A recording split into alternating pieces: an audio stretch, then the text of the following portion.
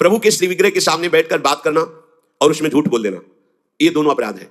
प्रभु के दर्शन करने के लिए जब जाइए तो बोलिए मत किसी से, और कैसे हो, क्या है, कुछ नहीं, शांत, राधा राधा राधा। भैया बात करनी तो बाहर मिलना, यानी यहाँ दर्शन, आप भी दर्शन कीजिए और हट जाइए उससे। अगर कभी कोई अपना पूज्यजन बड़ाजन है हमसे बात कर रहा है, उसको कैसे कहें कि आप हट जाइए? तो जितनी बात हो भागवतिक हो और सत्य हो, क्योंकि वहां सत्य साक्षी देने के लिए प्रभु विराजमान है। वहां का झूठ तुम्हारे पुण्य को नष्ट कर देगा। पहले भी जब कोई बात सत्य कहलानी होती थी तो कहा जाता था मंदिर में चढ़ के बोल दो, फिर हम दोबारा तुमसे नहीं पूछेंगे। वो हाँ चलो, तो मंदिर में बोल रहा है मतलब सत्य बोल रहा है। प्रभु के सामने झूठ बोलना या अन्य वार्ता करना, यह अपराध है। प्रभु के श्री विग्रह के सामने जोर जोर से किसी को बुलाना, ए जोर से आवाज नहीं, स्वामी विराजमान है। अगर किसी को बुलाना भी है, इशारे से समीप जाके स्पर्श करके चलो दर्शन करो। प्रभु के श्री विग्रह के सामने आपस में प्रापंचिक बात करना, अगर बात ही करनी, आज देखो कितना सुंदर मोर मुकुट है, आज देखो कितना सुंदर प्रभु का हार है, आज देखो कैसे मकराकृत कुंडल है, आप देख रहे हो, प्रभु ऐसा लग रहा है मुस्कुरा रहे हैं, प्रभु देख रहे हैं, बस उनके विषय की बात करो तो करो, अन्यथा मौन। प्रभु के श्री विग्रह के सामने लड़ाई झगड़ा कर देना। अगर आप बिहारी जी के सामने, राधा वल्लभ जी के सामने, राधा रमण जी के सामने कोई आपको धक्का दे रहा है, कोई आपको कटु व्यवहार कर रहा है, आप चुप रहिए, आपको प्रतिकार नहीं करना। मालिक है, वो देख रहे हैं, बिल्कुल शांत रहिए, बहुत बड़ा हिसाब हो जाएगा आपका, जन्म जन्मांतरों के अशुभों का नाश हो जाएगा। और अगर लौट कर आपने गाली दे दी और थप्पड़ मार दिया तो ये कलह आपके पुण्यों का नाश कर देगी। बहुत सावधानी से भगवत दर्शन किए जाते हैं। प्रभु के श्री विग्रह के सामने किसी को किसी भी प्रकार से पीड़ा देने की भावना कर लेना, भावना भी नहीं करनी पीड़ा देने की, प्रगट में देने की तो बात जाने दो, नहीं नहीं, प्रभु मानो आपने को कोई पीड़ा पहुंचा है तो प्रभु आप सर्व सामर्थ्यशाली, इसकी बुद्धि शुद्ध कर दो, इसका मंगल हो जाए। तो उसकी शुद्ध होगी कि नहीं, उसका मंगल होगा कि नहीं, प्रभु जाने, आपका मंगल हो जाएगा, आपकी बुद्धि शुद्ध हो जाएगी। प्रभु के श्री विग्रह के सामने किसी को आशीर्वाद देना, आप प्रभु के दर्शन करने गए, कोई आपको प्रणाम कर रहा है, खुश रहो जय हो, नहीं, देखना भी नहीं उधर, सीधे प्रभु की तरफ देखो। वहां कोई भी कहीं भी किसी को भी प्रणाम करो, प्रणाम प्रभु को हो रही है, आप बिल्कुल ये मानकर कि मेरे को प्रणाम कर रहा है उसको आशीर्वाद, बिल्कुल नहीं, प्रभु की तरफ केवल देखें। अगर किसी को ऐसे तो वो अपराध बनता है। प्रभु के श्री विग्रह के सामने किसी को गाली देना, निष्ठुर वचन बोलना, यह अपराध है। प्रभु के श्री विग्रह के सामने कंबल से शरीर ढक करके वहां बैठना, ऐसा, ये जो हमारा भजन करते हुए, सेवा करते हुए मन कठोर होता है, प्रेम में नहीं डूबता है, हमसे गलतियां होती रहती हैं। प्रभु के श्री विग्रह के सामने बैठ करके दूसरे की निंदा कर देना, ऐसा होता है। जैसे श्री जी के सामने बारंडा है, जहां समाज, वहां बैठे हैं, घंटों बैठे हैं, अब आपस में चर्चा कर रहे हैं, अमुक की, अपराध है। एक की प्रशंसा, एक की निंदा, और प्रभु सामने बैठे हैं, बिल्कुल वहां बैठना है तो मंत्र जप करो, नाम जप करो, या पद गान करो जिनमें उनकी लीलाओं का गायन किया गया है। प्रभु के श्री विग्रह के सामने किसी को हाथ जोड़कर उसकी बड़ाई करना, नहीं, प्रभु के सामने नहीं। आपने तो बड़ी कृपा की, उस दिन वहां मिले, ऐसा कुछ नहीं, ये सावधानी रखनी है, तो सावधान रहना चाहिए। प्रभु के श्री विग्रह के सामने हंसी मजाक, अश्लील शब्दों का उच्चारण करना, एक दूसरे से हंसी मजाक कर रहे हैं, सेल्फी ले रहे हैं, ये सब नाटकबाजी नहीं तो आए हो धाम में कृपा प्राप्त करने के लिए और बन जाएगा अपराध। प्रभु के श्री विग्रह के सामने अधोवायु आदि का त्याग करना, ऐसा कुछ है, एक झलक लीजिए, बाहर जाइए, वहां मर्यादा है। ये कोई ऐसा नहीं कि मनोरंजन का स्थान हो, इन्हीं की कृपा से हमारा जीवन सतमार्ग में चलता है। और आपसे सच्ची कहते हैं, ये हमारे प्रभु राधा वल्लभ लाल जी, बांके बिहारी लाल जी, राधा रमण लाल जी, ये मूर्तिकार की रचना नहीं, साक्षात प्रिया प्रीतम है। हमारी भावना नहीं बन पा रही इसीलिए, नहीं तो इनके इशारे होते हैं, ये मुस्कुराते हैं, और जो आप बात करोगे उसका उत्तर आपको मिल जाएगा, आपके हृदय में बैठकर उत्तर दे देंगे। कई बार ऐसी प्रभु की तरफ से इशारे होते हैं कि साक्षात प्रभु विराजमान है, बस आपकी भावना जाकी रही, भावना जैसी प्रभु मूर्ति देखी तिन तैसी। और सेवा में आपके पास सामर्थ्य है पर आप साधारण चीजों से प्रभु की सेवा कर रहे हैं तो यह अपराध है। जैसे एक दिन वो कहा था कि ठाकुर जी के सामने तो चिरौरी रखवा दी, और आप पूरा परिवार पकौड़ी हलवा से बाल भोग कर रहे हैं, यह अपराध है। ऐसा नहीं, यदि आपके पास नहीं है तो बाजरे की आधी रोटी से ठाकुर जी प्रकट हो गए धन्ना जी के यहाँ, प्रभु को नहीं चाहिए, वो तो विश्व का भरण पोषण करने वाले स्वयं विश्वात्मा है। पर यदि आपके पास है तो उत्तम उत्तम भोग लगाइए, उत्तम उपचारों से प्रभु की सेवा कीजिए।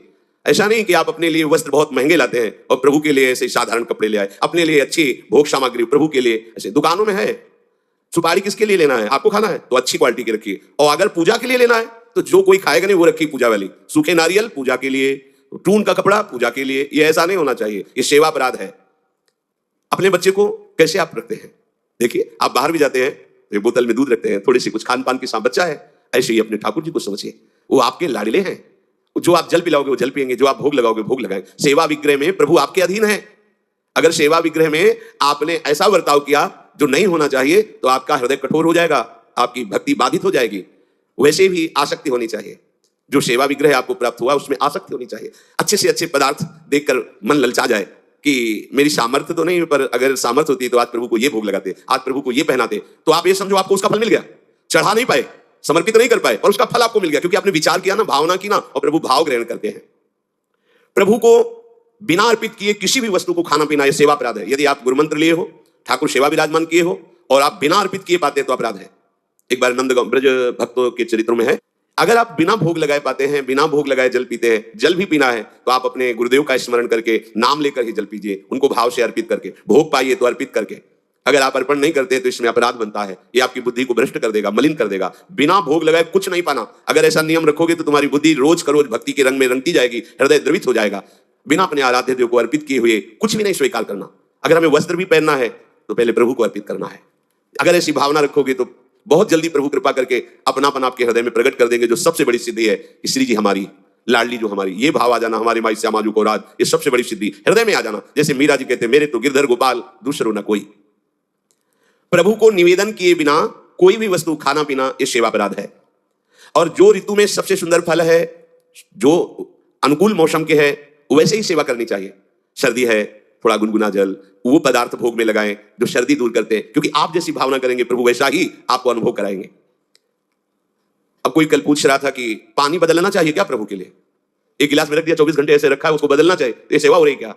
अरे भाई, पानी थोड़ी रखने के लिए है, वो तो समय समय से पिलाना है। और जब शयन कराते हैं तो 2 लड्डू रख दिए, जल रख दिए, या उत्थापन किए तो उस प्रसाद को विराजमान प्रसादी स्थान में किया, फिर नवीन भोग लगाया उत्थापन का। ऐसे थोड़ी कि सुबह चिरौरी और पानी रख दिया और शाम तक वैसे रखा हुआ है, ये सेवा नहीं कहते, तो प्रमाद स्थिति है।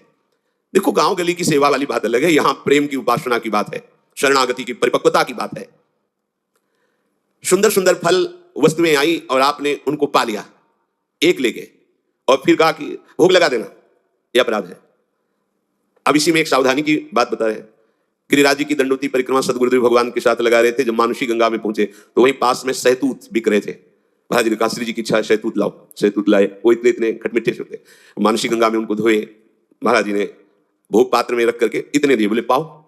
महाराज जी श्री जी को, बोले ऐसे थोड़ी श्री जी को पवा देंगे, पहले बताओ खट्टे तो नहीं ज्यादा? तो महाराज जी अपराध तो नहीं लगेगा? बोले देखो, हमारे यहाँ प्रेम की उपासना है, हम हर वस्तु को पहले स्वयं चख के देखते हैं, अगर हमारी लाडली जी के लायक नहीं तो हम भोग नहीं लगाएंगे।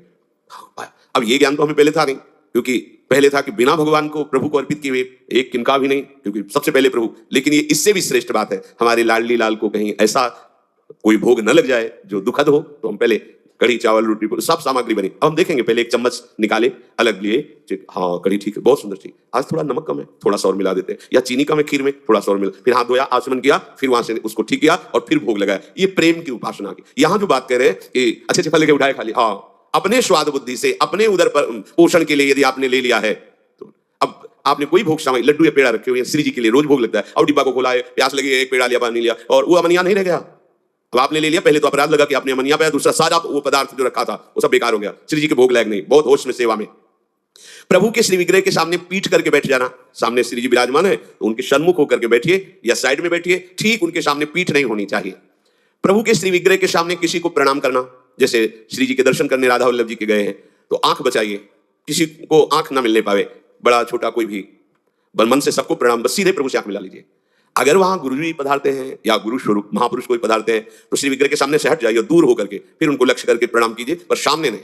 जैसे ऐसे सामने दर्शन कर रहे तो उसमें हम प्रणाम करेंगे तो उनकी दृष्टि हमारी तरफ आएगी, तो हमारे द्वारा ये बाधा पड़ गई उनकी एकाग्रता। और दूसरी बात, शास्त्र मर्यादा भी है प्रभु के साथ। अगर आप प्रणाम करते हैं तो कई बार हमने देखा है कि जैसे सदगुरुदेव भगवान दर्शन कर रहे हैं तो हिम्मत ही नहीं थी कि प्रणाम कर लो, क्योंकि मतलब वो उनकी कृपा से मन पर इतना शासन था, बिल्कुल पीछे साइड में उनके सामने जाने की, क्योंकि आंख जब मिल रही तो फिर बीच में नहीं। जैसे कभी अचानक ऐसा प्रणाम मुद्रा में हुए तो बाहर निकल के कह दिया कि श्री जी के इस दरवाजे से लेकर उस दरवाजे के बीच में कभी भी ये व्यवहार वृत्ति नहीं होनी चाहिए, ये प्रणाम नमस्कार बातचीत लेना देना बिल्कुल नहीं, चाहे हम हो या कोई हो। तो अब उनका आदेश, तो ऐसे नेत्र से प्रणाम किया अपने दर्शन। श्री जी के सामने, श्री विग्रह के सामने किसी को प्रणाम न करना, श्री जी के सामने प्रणाम न करवाना और प्रणाम न करना, केवल श्री जी को प्रणाम करना। हाँ गुरुदेव हैं तो उनको मानसिक प्रणाम करें, लेकिन उनसे भी प्रार्थना करना, बातचीत करना, कोई सलाह लेना या कोई चर्चा करना निषेध किया जा रहा है। कुशल प्रश्न, उनका स्तवन आदि, क्योंकि उनको भी विघ्न पड़ेगा। हमारी श्री जी में गुरुदेव में अंतर नहीं, लेकिन इस समय गुरुदेव की दृष्टि श्री जी में है। अगर हम जरा भी बातचीत की, प्रणाम कर रहे तो उनकी चित्तवृत्ति, उनकी दृष्टि हमारी तरफ आएगी, ये हमारे द्वारा अपराध बन गया। हम उनको शुभ प्रदान करने के लिए हम छुप जाएं, क्यों हमें देखे भी ना और वो श्री जी को देखे। अपने मुख से अपनी प्रशंसा करना, यह सेवा अपराध के अंतर्गत है। सेवक को कभी स्वामी के सिवा किसी की प्रशंसा नहीं करनी चाहिए, ना अपनी ना पराये की, केवल अपने आराध्य देव की बात। किसी की भी निंदा करना बिल्कुल नहीं, ये तो घोर अपराध वृत्ति है। पर निंदा के किए ते आवत नहीं कछुआत, मूर्ख पर्वत पाप को ले चल अपने साथ। अगर हम किसी की निंदा कर रहे हैं तो उसके सारे पाप हमारे पास आ रहे हैं। ये आप सच्ची समझ लीजिए, बिना पाप कर्म किए पाप का बोझा आपके माथे पे लद जाएगा यदि आप किसी की भी निंदा करते। काहे को इतना बड़ा घाटा करते? तो निंदा तो नहीं करते पर सुन लेते हैं कोई कहते, तो दोनों का एक ही फल है, कथन श्रवण का एक ही फल है।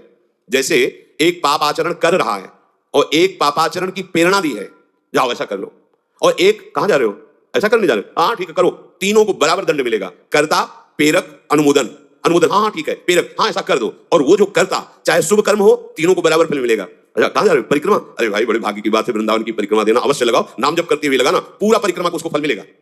अच्छा बैठे क्या कर रहे हो, 2-3 घंटे आप ऐसे बातचीत में नाम कीर्तन करते हुए परिक्रमा लगाओ ना वृंदावन की, चलो छां लगाते, ये प्रेरणा हुई, वो अनुमोदन हुआ, और वो परिक्रमा लगा, तीनों को बराबर फल मिलेगा। ऐसे ही पाप कर्म में है, कर्ता, प्रेरक, अनुमोदन, तीनों को बराबर दंड मिलता है। ये हुए 32 अपराध सेवा के।